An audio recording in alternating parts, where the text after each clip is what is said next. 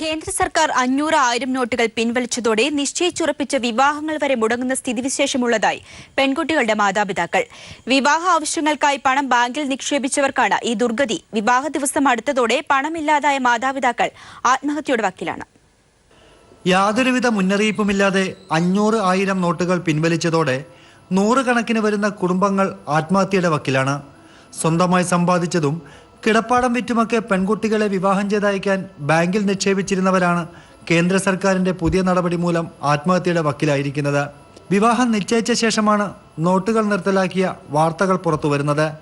ഇതേ തുടർന്ന് ബ്രാഞ്ച് മാനേജരെ സമീപിച്ചുവെങ്കിലും നിയമപ്രകാരമുള്ള പണമേ നൽകാൻ കഴിയുകയുള്ളൂ എന്നാണ് മാനേജറുടെ അഭിപ്രായമെന്ന് മാതാപിതാക്കൾ പറയുന്നു.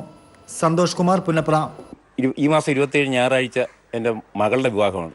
വിവാഹ ആവശ്യത്തിന് വേണ്ടി എൻ്റെ കിടപ്പാടത്തിൻ്റെ 10 സെൻറ്റ് ഞാൻ വിറ്റിട്ടുണ്ട്. കിടപ്പാടത്തിനോട് ചേർന്ന് 10 സെൻറ്റ്. ആ വാങ്ങിയ ആൾക്ക് എനിക്ക് പണം തരുവാനുള്ള സൗകര്യം ഇപ്പോഴില്ല. എൻ്റെ നിക്ഷേപമായിട്ടൊരു 5 ലക്ഷം രൂപയോളം 2 ബാങ്കുകളായിട്ട് കിടപ്പുണ്ട്. അത് എടുക്കാൻ പറ്റാത്ത അവസ്ഥയാണ്. ഞാൻ കഷ്ടപ്പെടുകയാണ്. ഈ മോളുടെ വിവാഹത്തിന് എങ്ങനെ ഇത് നടത്തി കൊടുക്കും, അല്ലെ ഞായറാഴ്ച എങ്ങനെ നടത്തി എല്ലാവരും ക്ഷണിച്ചതാണ് നടത്തി കൊടുക്കുന്നത് ഞാൻ ഉരുകിക്കൊണ്ടിരിക്കുകയാണ്.